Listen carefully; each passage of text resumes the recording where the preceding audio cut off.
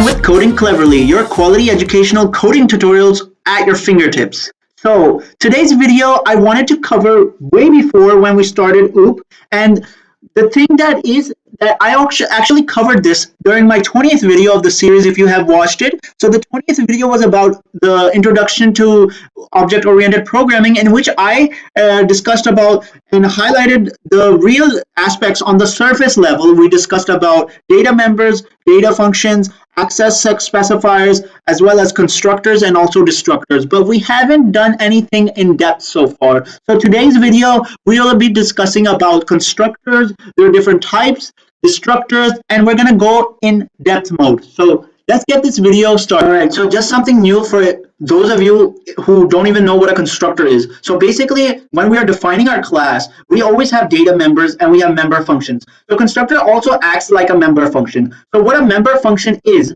like a function which is defined inside of a class. So constructor also works like that, but the thing is that it won't have a return type. So it won't have a return type. So no return type, and it won't also have a return keyword. So it won't have the return keyword, which is basically in member functions. And sometimes when you have something like a void and you want to return something, so you like console output it. But when you have something else like an int function or you have a double function, you will have to return the value to get the specified answer. So it won't have that. It won't have this. So how is it made? So also one more thing is that, for instance, example is that if you have a class named student, so you suppose we have a class named student, we want to create a constructor, so it won't have a return value. It will name the same thing as the class. So the name of the constructor will be the same thing, and it won't be not even a letter different. Meaning, if this is capital S, this should also be capital S, unless the compiler will give you an error or something. So we don't want that. So after that, we match this out. We put its bodies, and inside the body, we could like assign data values to it, private members, and assign for an initialization. So that's where very helpful of constructors. So now after that, we want to let's teach you the types of constructors. So the types of constructors, first is a default constructor, which doesn't have any argument. It has no input parameters. So what does that mean? For instance, we have a class student and we created a constructor student, and it won't have any kind of input parameters. So basically it will be just empty like that. So it won't have any input parameters inside of these parentheses, open and close parentheses. So it'll just be blank. And actually this is called by default. So it is actually default by the compiler. It just calls it, and we could also modify it by just like giving some extra value to it or want to make any modifications in our code.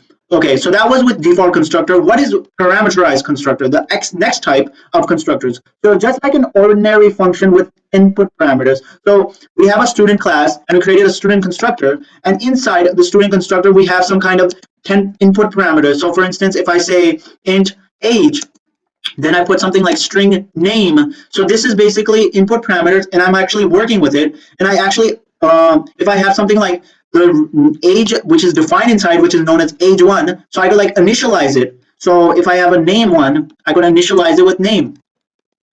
So it will be more understandable when we reach our example program. So this is a type of parameterized constructor.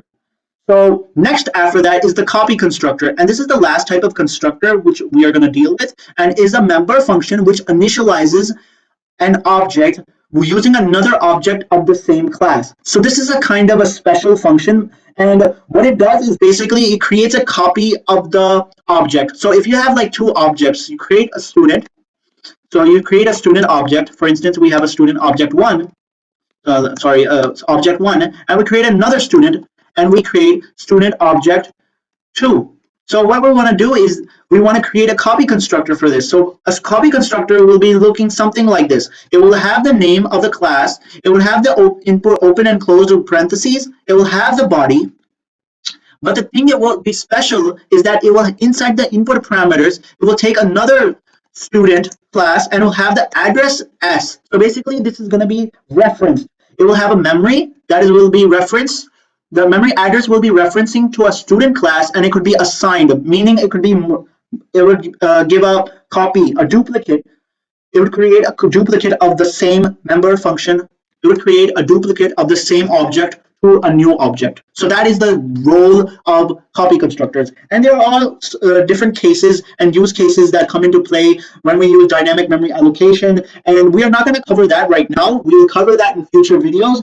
And also when concepts like deep copy and shallow copy come into play. All right, so now destructors come into play. So what are destructors? So I wrote this DTOR as short. Like if you are asking why did I write this, this is basically as short. Some programmers often use this kind of key to write constructor or destructor in short form. So a member function which destructs or deletes an object. So it's basically, so what destructors and constructors are, they are basically by default and they are created and destroyed by default. But we could use them and manipulate them and use them in our own kind of style. We could change it up, we could manipulate it, and we could do some kind of change to it, a drastic or some kind of modification to the functions to use it in our code. So what a member function, it is also another member function which destructs or deletes an object.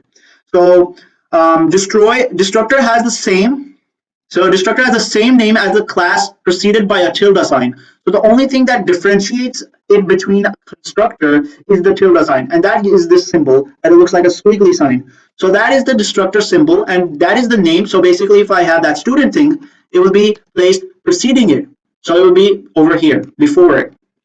So destructor don't take any argument and don't return anything, not even void. So destructors don't even take any arguments and they don't even return anything, similarly to like we would say constructors. Similar to like constructors, they could also be one destructor in a class. So when you're creating a single class like light bulb, you'll only have one destructor. You won't have two. All right, so this is the notes, and that's which I compiled. Now let's go in the programming aspect.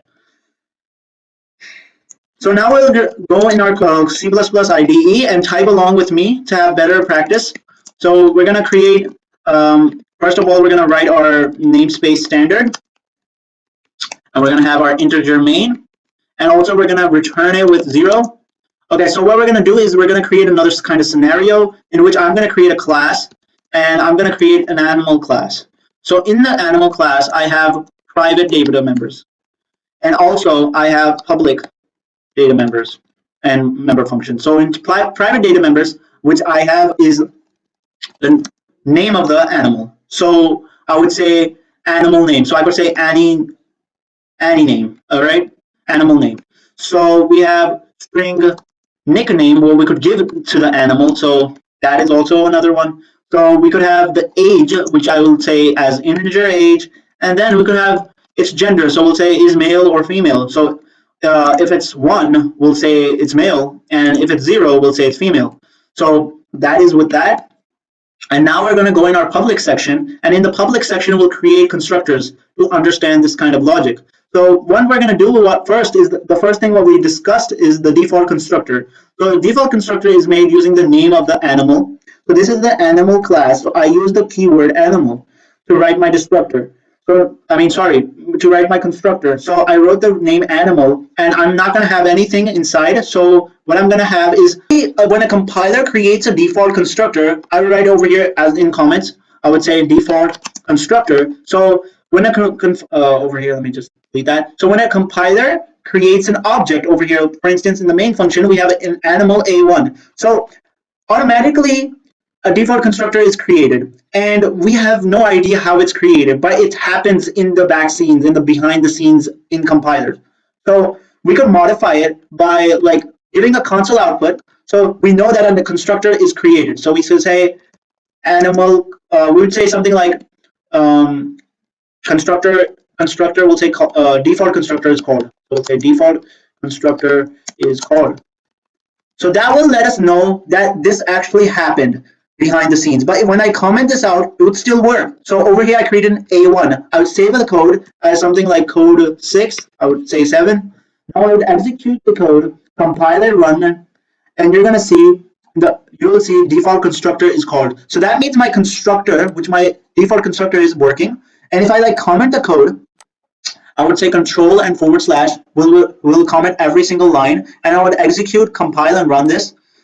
And now you would see that nothing is in the output, but the constructor is still created. It's still called, okay? So now that was it. Now we're gonna be doing the next one. So now what I wanna do is I wanna basically assign my stuff. So I would create an animal called, I would create a parameterized constructor. So a parameterized constructor will have input parameters. So the same thing like a default constructor which has a name, it would have the open and closed parentheses, the open and closed squiggly brackets, and inside the open and closed parentheses, I would put stuff like string name. So I would put string temporary name.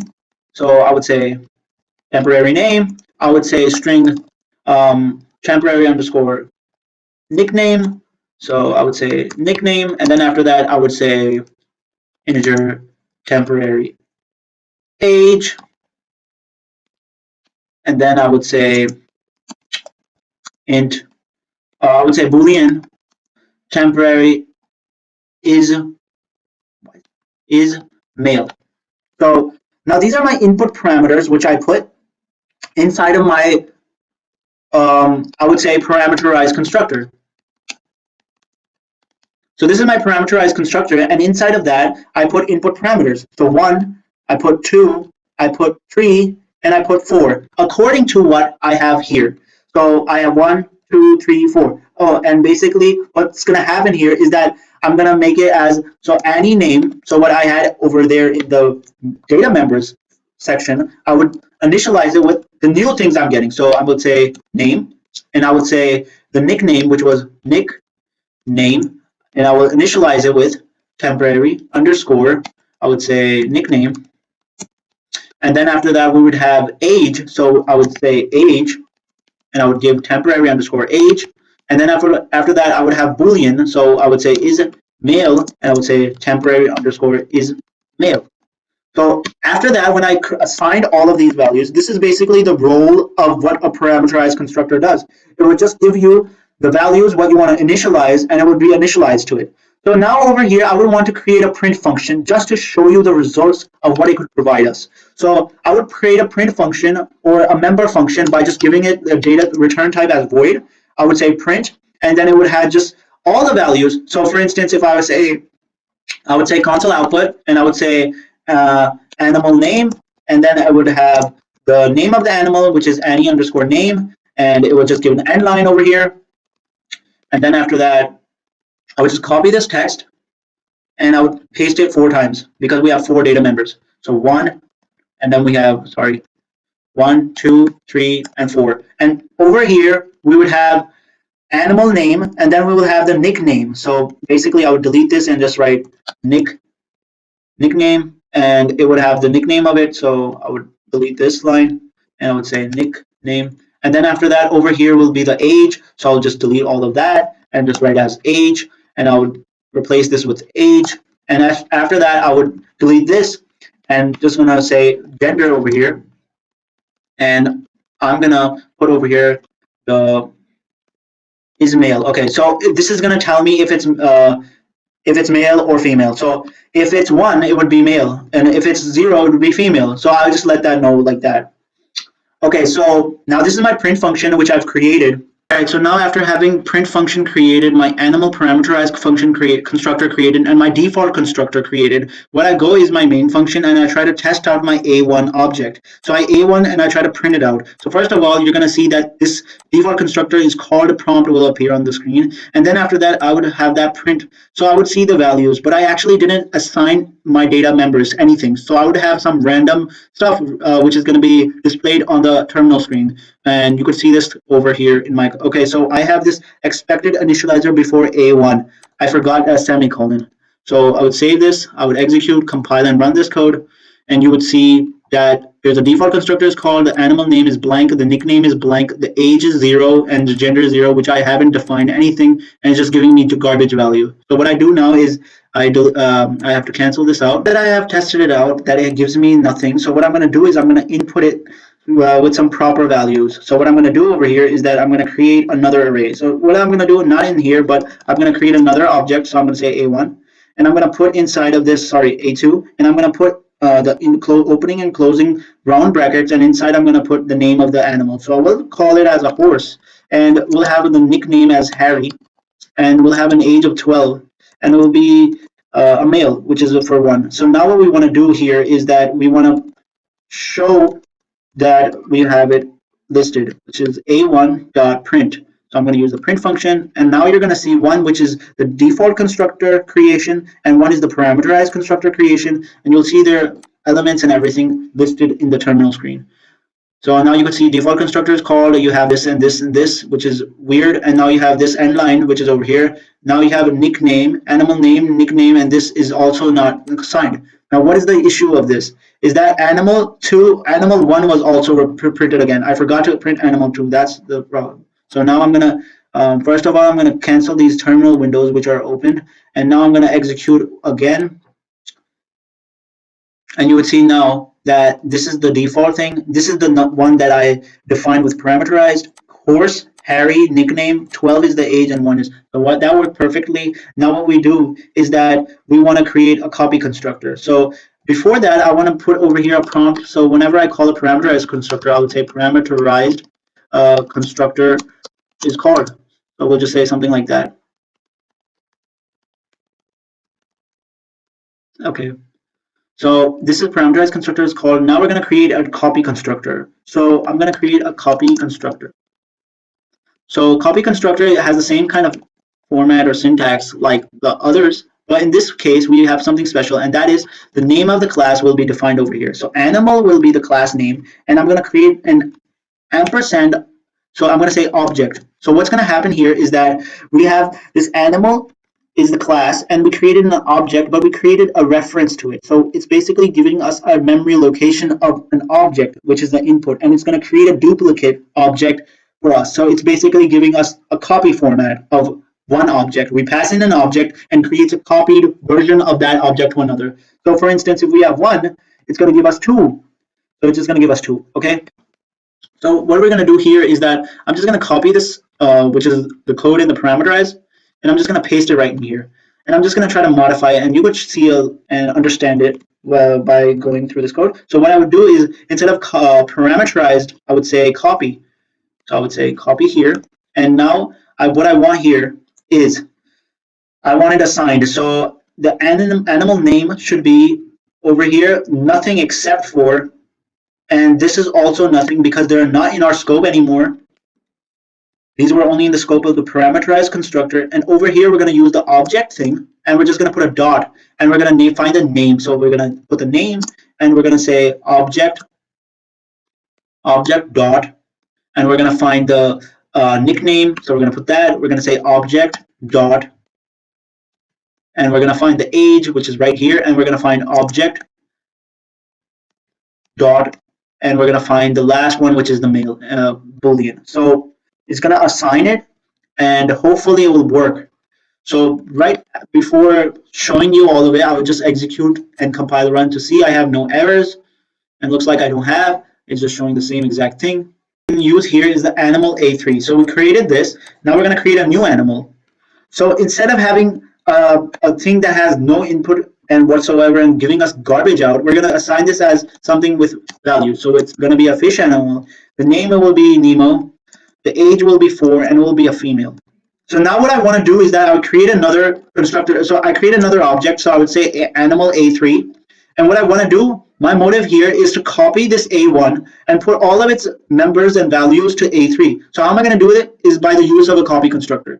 Now this is basically a copy constructor in action. So you would see an A1, which is already defined, will have all of its members and all of its data copied and to A3, which is the new object. So what you would see is that you would see the prompt that copy constructor is called just will show on the terminal screen and nothing else, and everything will be just copied. Now what we do is that we want to see the results. So we say A3.print.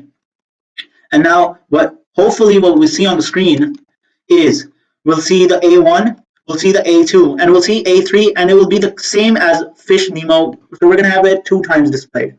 So we're going to execute, compile, and run this code. And you could see that we have parameterized constructor called, which was the first one. Second one was parameterized true.